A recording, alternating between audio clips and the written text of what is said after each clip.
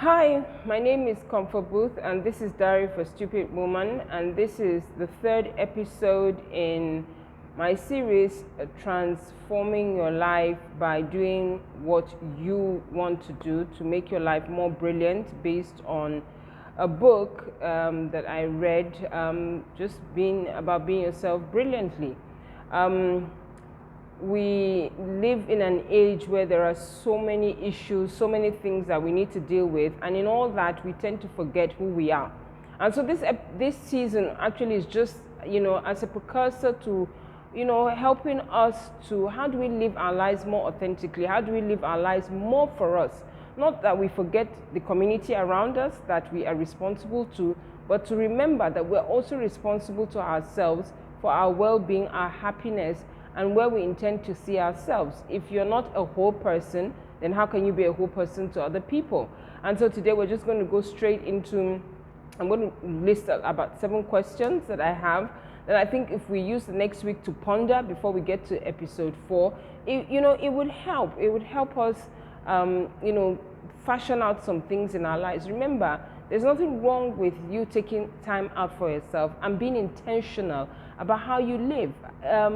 It's a form of freedom, but we should always remember freedom comes with its responsibilities. We feel that the more complex something is, the more it's more likely to lead to a solution, and so we tend to overcomplicate our lives in a lot of things, when sometimes the simplicity to it could just be a yes or a no, or I'll get to it when I can. Simplicity is often overlooked in different facets of our lives. We need to normalize simplicity and simplification. Life is complex as it is. Why should we put ourselves in bondage because we feel? Today, I have more of questions for us, as I said before, to help us reflect, think, dig deeper. We allow a lot of things to layer on us, and then we just say, oh, I don't have the time, or I can't think about it, or, I'm not going to think through. But as I said, life has to be lived deliberately and intentionally. We hear in different fora the importance of journaling, writing things, our goals, our thoughts. This cannot be overemphasized. This is because penning down something concretizes the notion, the idea, the state of mind. And of course, we're hoping that whatever you're writing is good and positive. I mean, you can write down the negative things, but why do you want to concretize negative things? So positive. So please thoughtfully write the answers to these questions. It'll be a pointer, I guess, to where you are in your life. 1, what would you do if the world was going to end 1 week from now? What would be at least one thing that you know what? I need to do this because I just have 7 days. Can you see how deliberate the question is? It makes you think. It makes you prioritize. It makes you clear your mind, and it makes you write it down. Now, to jump ahead to the end of your working life, your career, what are the 3 most important lessons you've learned, and why are they so critical to you? 3 lessons, end of your working life, what would you say are the lessons you've learned? Number 3, think of someone who inspires you. What exactly is it that they do that inspires you? Why do you feel so brilliant about their own inspiration?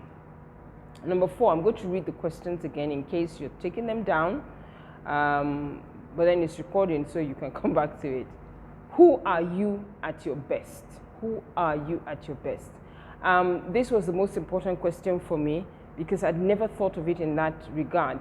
Most times people just tend to stay on the negative, so I never really thought about, who am I at my best? What do I look like? Who is that person? It is your 100th birthday, and there's a big family celebration in your honor. Someone is going to stand up and talk about you. What would you like them to say?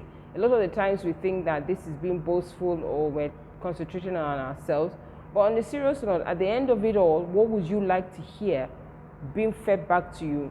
Honest words, genuine words, not all the sloppy stuff and just trying to cover.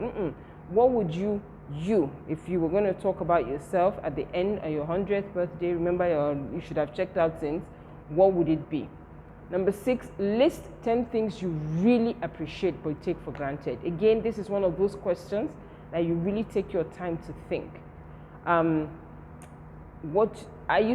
I didn't used to think much of, just waking up and jumping out of bed. Just waking up and jumping out of bed. I thought it was, my right to wake up, jump out of bed. But it's one of those things that I've come to realize that no, that I can wake up happy, free, whatever it is, sit up, 2 legs, stretch, put my feet on the ground, feel the solidness around me, stand up and go.